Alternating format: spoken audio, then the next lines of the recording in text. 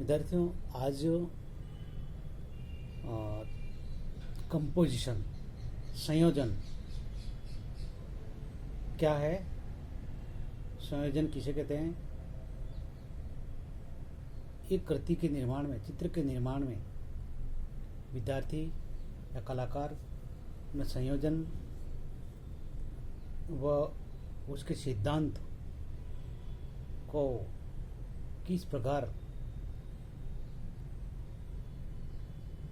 उपयोग करता है, संयोजन से क्या तात्पर्य है, संयोजन का अर्थ आदि के बारे में चर्चा करेंगे। सर्वप्रथम आपको इसका संयोजन का अर्थ बताता हूँ।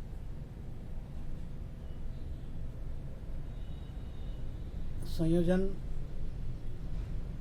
दो अथवा अधिक तत्वों की मधुर योजना को संयोजन कहते हैं।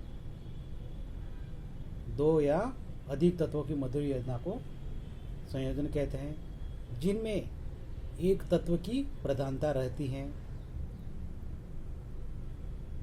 जिनमें एक तत्व की प्रधानता रहती है। चित्र संयोजन चित्र के सभी तत्व, रेखा, रूप, वर्ण, तान, पोत, अंतराल आदि को सुनियोजित करके कलाकार अपनी रचना अभिव्यक्ति का सृजन कर सकता है। अतः चित्र संयोजन करते समय चित्र के सभी तत्वों का ज्ञान होना आवश्यक है।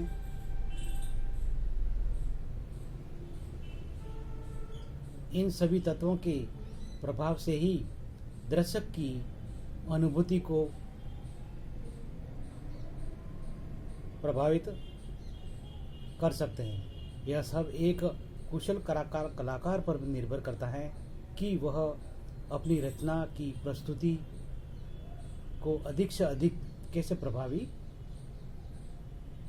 बनाया जाए। अतः संयोजन चाहे वस्तुनिष्ठ हो, ज्यामितीय हो अथवा सूक्ष्म हो, संतुलन और आकर्षण के नियम उन्हें समान रूप से प्रभावित करते हैं। किसी भी कलाकृति का मूल्यांकन करने में संयोजन के सिद्धांतों को ही आधार माना जाता है। अब वो संयोजन के सिद्धांत कौन से हैं? संयोजन के सिद्धांत निम्न प्रकार हैं। पहला है सहयोग या एकता, यूनिटी। दूसरा है सामंजस्य, हार्मनी। तीसरा है संतुलन, बैलेंस। चौथा है प्रभाविता, एम्फेसिस। और पांचवा प्रवाह, रिदम। छठा है प्रमाण या अनुपात, प्रोपोर्शन।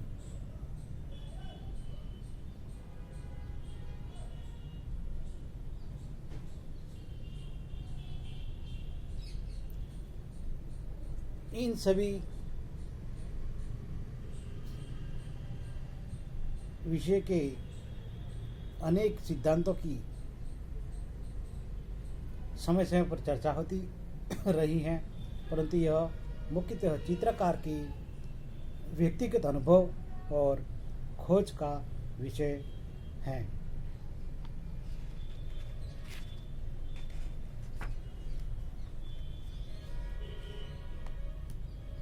पहला है सहयोग या एकता।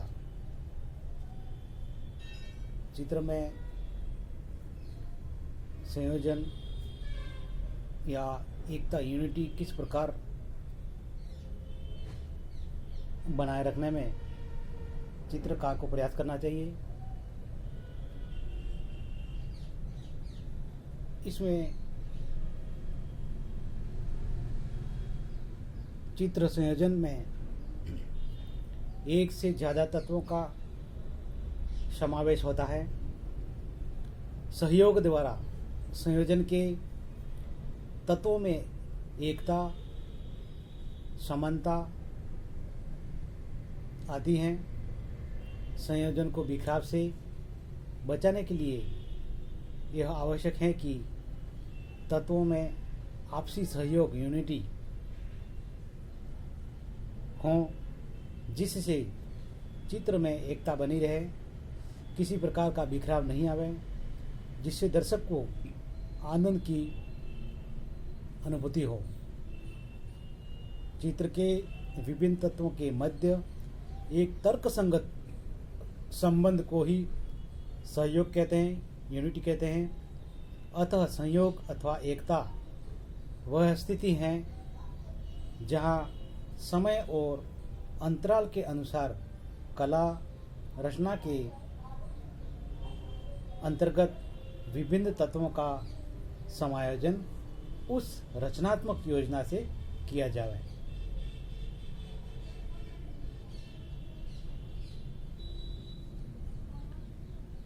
आगे है सहयोग व एकता का उद्देश्य क्या है। सहयोग का उद्देश्य चित्र को अनेक आकर्षण केंद्रों से बचाना है। सहयोग का उद्देश्य चित्र के अनेक आकर्षण केंद्रों से बचाना है, अर्थात संयोजन में अनेक आकर्षण केंद्र नहीं होने चाहिए। एक कृति के अंदर मूल सब्जेक्ट जो थीम होती है उसी के इर्द गिर्द सारी कृति में ध्यान दृष्टा का आकर्षण होना चाहिए, न कि सभी आकृतियों पे। एक संयोजन में आकृतियाँ बहुत सी होती हैं, रेखाएं होती हैं, कलर्स होते हैं। कला के सभी तत्व एक दूसरे के सहयोग से ही अपने लक्ष्य को पूर्ण करते हैं, तभी कृति में सहयोग भाव उत्पन्न होता है। चित्र में तत्वों का सही प्रयोग नहीं हुआ तो वह श्रेष्ठ संयोजन नहीं बन पाएगा।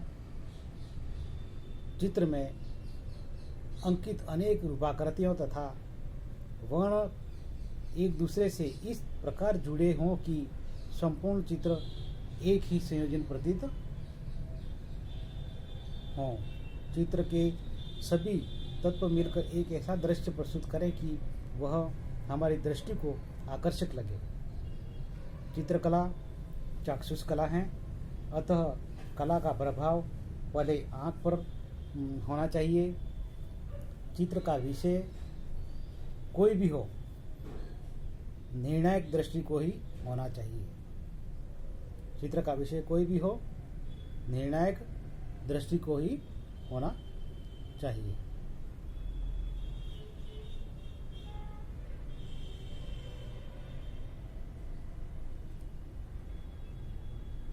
चित्र में सहयोग निर्धारण। चित्र में अंकित विभिन्न आकृतियां जब किसी क्रम से संबंधित होती हैं तो सहयोग भाव सृजन होता है। यह क्रम साधारण और जटिल दोनों ही प्रकार का हो सकता है। चित्र संयोजन ऐसा है कि उसमें अनेकता में एकता दिखाई दे तो वह चित्र देखने में अति सुंदर हो सकता है।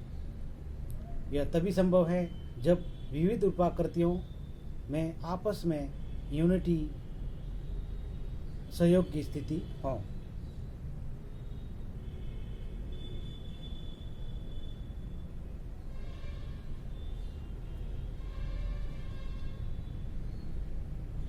आगे है विरोधाभास एवं सहयोग, कॉन्ट्रास्ट एवं यूनिटी।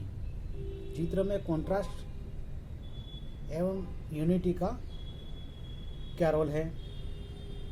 विरोधाभास तथा सहयोग, इन दोनों शब्दों को भाषा के क्षेत्र में विलोम अर्थी माना जाता है, परंतु चित्रकला में इन दोनों के तत्वों को एक साथ प्रयोग कर रचना कार्य किया जा सकता है।